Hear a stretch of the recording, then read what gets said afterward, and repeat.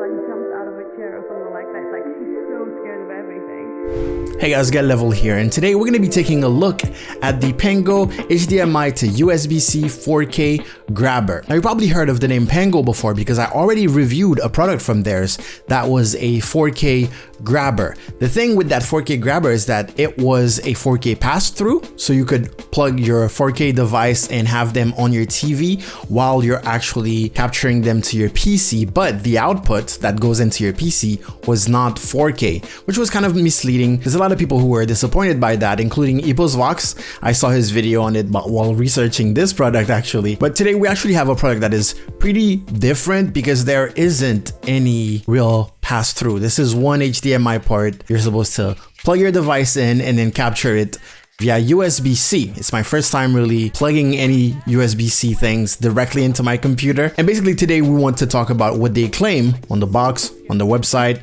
on the advertisement, versus what is actually true. What does it do and who is it for mostly? Okay, so when you open the box, what you will find is the actual grabber. You will find this one HDMI port, and then that goes to this USB-C cable. But they also include a little adapter from USB-C to USB 3.0. USB-A, that is. Now, on the box, what they claim is supports HDMI 2.0 standard up to 4K at 60 FPS. We will come back to this later. Supports 36-bit color, supports USB 3, supports USB port power supply, no need for an external power supply, compatible with third-party applications such as QuickTime, OBS, XSplit, vMix, etc. Now, everything is true. From what I could test, everything here is absolutely true except for one thing that is, unfortunately, kind of misleading. Supports HDMI 2.0 standard up to 4K at 60 FPS. That is the input. That is, if you're plugging a console that is outputting 4K 60 FPS, you can plug it in, but you will not be able to capture 4K 60 FPS.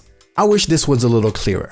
When you read this, you might think, I can capture my gameplay, my camera, whatever it is you're capturing at 4K 60 FPS, which is not the case. That being said, if you look at the front of the box, it actually says UHD 4K 30.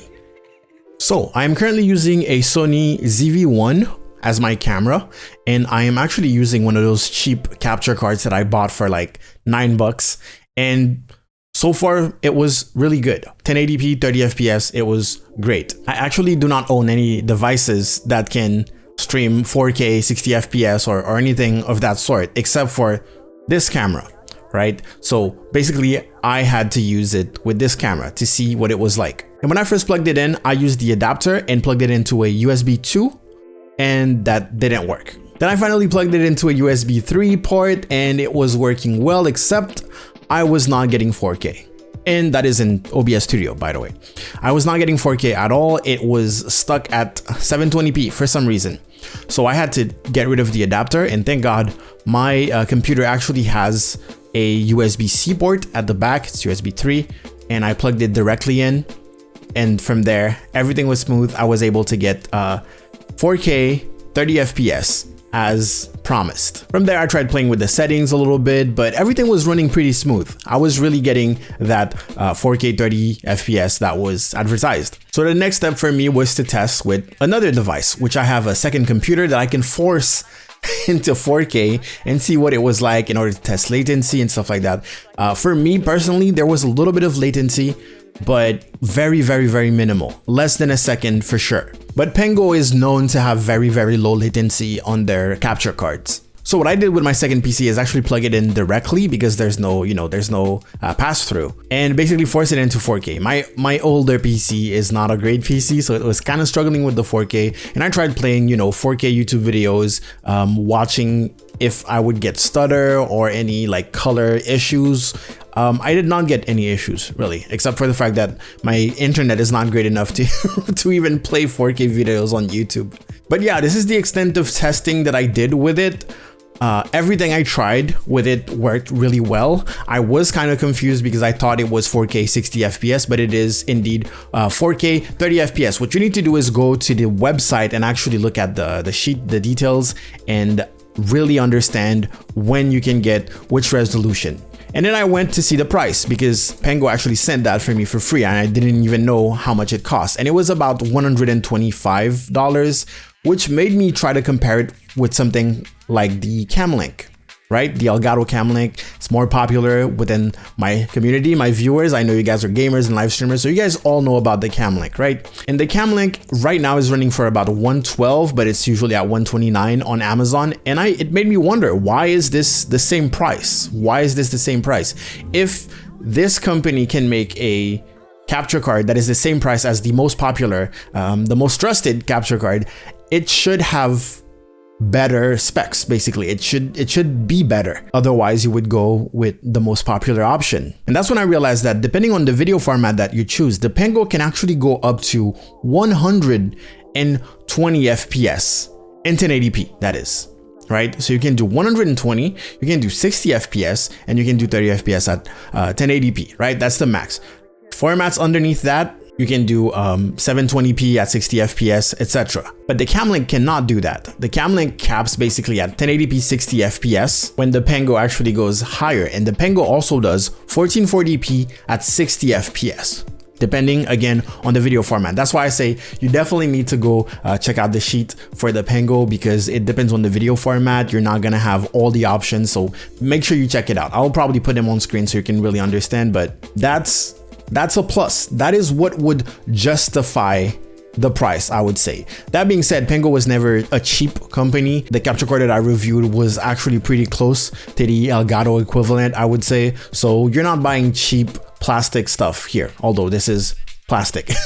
They are really known to, do firmware updates in order to fix some bugs. If there's any issues, you can contact them and stuff like that. So it is a great product. Now, the only big downside, I would say, well, it's not really a downside, it's just knowing what you're buying, is that this is not made for gaming. They claim, it works with it works. It would probably work with your consoles, but it works, but it is a grabber. You need to understand that. It's kind of like connecting your PlayStation to a Camlink, for example. Unless you're using something like a splitter, an HDMI splitter, don't expect to plug your gaming console or your second PC in it and then play through OBS Studio, for example. Again, the big advantage here is the 120 FPS and all the other formats for people who are using stuff like GoPros, who want to record or maybe just stream those things. I think it's a great solution. That being said, again, you probably noticed in this video that I'm not that technical. I'm not really technical. I don't think I have enough things to be able to test or really the experience. I would love to see someone like EposVox actually review this and do all the tests that he does. But apart from that little line in the back that says support up to 4K 60 FPS, it actually holds its promise. And I think it's worth the price tag of $125 for now. Mostly because of all the formats that you can record in. Alright, so one thing you should know is that I have a second channel that is a tech channel. I am currently finishing all the tech reviews that don't necessarily have to do with live streaming on this channel, but basically all future tech reviews are going to be on my tech review channel. It's called Gal's Tech Review. Check it out. It will probably appear in the end card there. The main difference is that I will be reviewing all sorts of tech over there. And if you like watching me ramble about tech, things that I'm passionate about, tech that I buy myself, that I actually use myself, not just things that companies send to me, you should definitely go there and drop a sub. That being said, if you want to grab the Pengo 4K grabber, there will be some links in the description. They are not affiliate links. I'm not making money off of this at all. They just wanted to send me the product and give my honest opinion. I will most likely be using it with this camera in order to have like 4K downscaled to 1080p and maybe have, better noise quality and better quality overall for my videos. So it's great. It will be useful for me. And if you have any questions, you can leave them in the comment section below. And this is the part where YouTube shows you what they think is the best video you should watch next. And at the bottom, my most recent video. Thank you so much for watching this video. Don't forget to go subscribe to the tech channel and I will see you guys next time. Go out there, make me proud, get level, out.